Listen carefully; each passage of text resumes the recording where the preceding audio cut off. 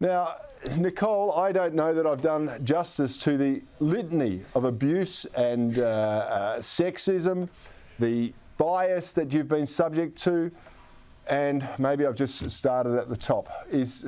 What else has happened? Look, Corey, I can't believe in the year 2021 I'm reiterating the words that I wrote when I was a newspaper columnist way back in 2014 when I said the ABC has proven once again that $1 billion, all it does is buy you bias.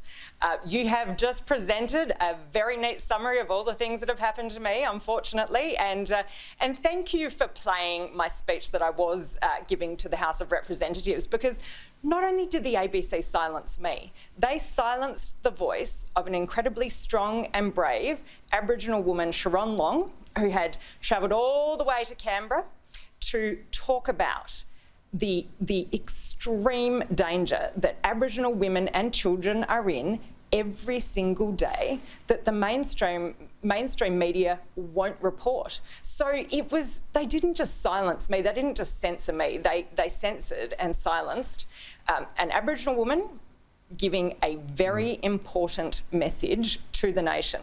So, Corey, they have to be brought under control.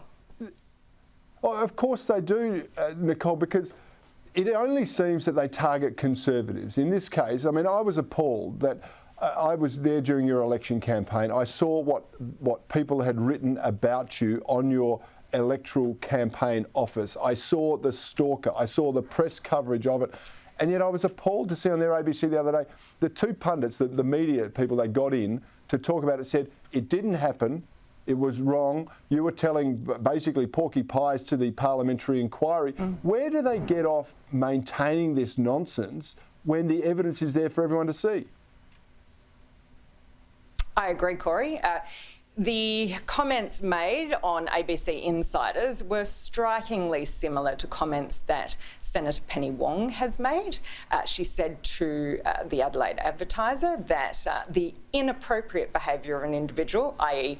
the creepy little man that was stalking me, did not add up to or did not comprise an overall sexist campaign against me.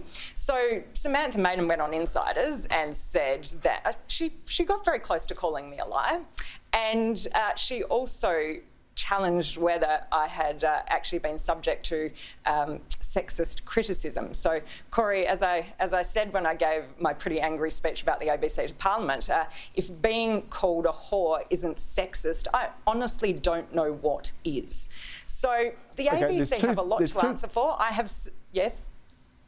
Yeah, I was just going to say there's two things there. Firstly, you're saying Penny Wong said you weren't subject to a sexist abuse, and yet only a couple of weeks ago, if I recall correctly, she was claiming that it was the worst abuse that she's seen, or I'll paraphrase there, and that it was vile and not acceptable at all. So has she just sort of thought, oh, this is getting too hot to handle, I'll have to change my story?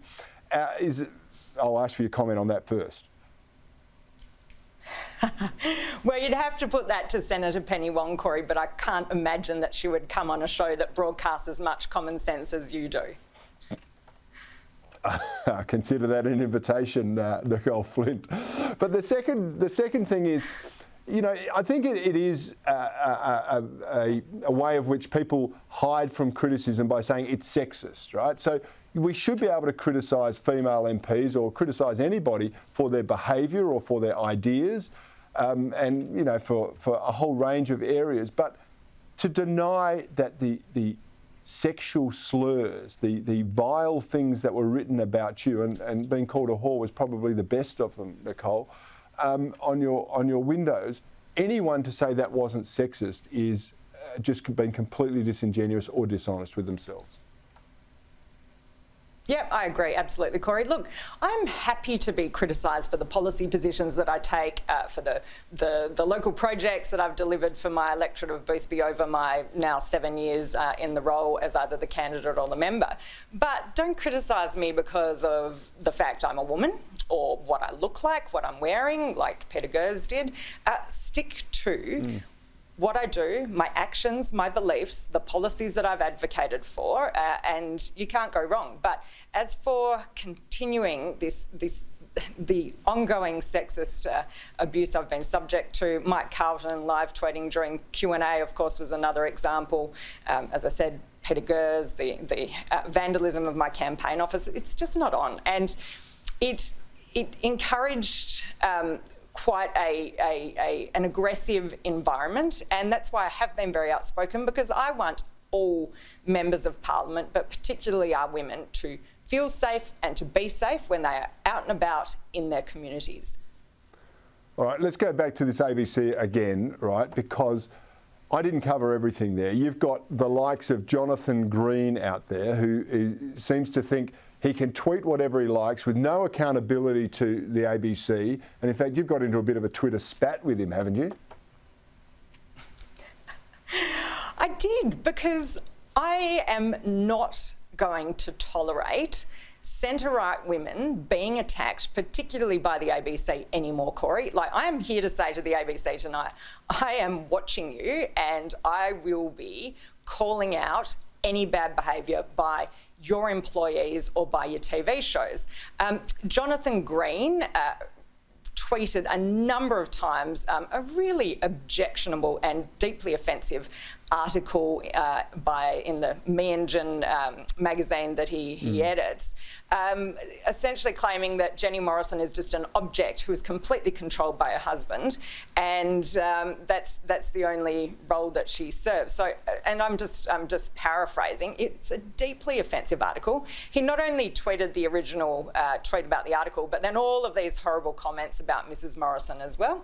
And I called him out about that, and he's like, "Oh well, I'm not doing this as an ABC employee," and yet his Twitter bio doesn't say the views are my own. And then a couple of days later, he took on our wonderful Rita Panahai, who I know that so many of your viewers love and adore, as I do. She is a very smart, fearless lady with fearless person with very strong opinions, and she is absolutely rock solid when it comes to the sorts of policies and principles that we share as people on the centre-right or as Liberals. So he had a real crack at her as well and called her an idiot. And I'm like, mate, that is just so deeply rude. And once again, you are an employee of the ABC, and you therefore do represent your employer when you are making these disgraceful comments. So I've written to the chairman and the managing director to say, what are you going to do about this? And have you received a response yet? No, not as yet, Corey, nor have I received a response to my multiple complaints that I have lodged with them. But believe me, I'll let you know as soon as I do, because I'm fascinated to see what they have to say for themselves. Well, Nicolle, I've been there, done that. I think in the myriad of complaints I lodged against the ABC when I was a Member of Parliament, I did get one response from the chairman, which was politely saying, "Don't complain anymore," or words to that effect. Will you keep us updated? Will you keep us updated about that response? And finally, Nicolle, before I let you go, what should we be doing about the ABC? You're up in Parliament. You have the power to do things. The Liberal Party, the government is there. What should we be doing? Right, well, as I wrote in my column all the way back in 2014, Corey, why don't we legislate their editorial guidelines so that they have to actually stick to their duties of impartiality, diversity of opinions, making sure one view can never become dominant over time? Or similarly, perhaps as part of that, why don't we start financially penalising them every time that it's proven that they are not doing the right thing and they are not presenting a diversity of views and they are not giving people on the centre-right equal airtime as they do to all of their lefty mates? Oh, they'd be broke in no time. Nicolle Flint, I love that idea, and let's see if the party room gets a bit of a spine in the next few weeks. So, thanks very much for your time tonight, and I look forward to hearing your updates as we continue through this journey together.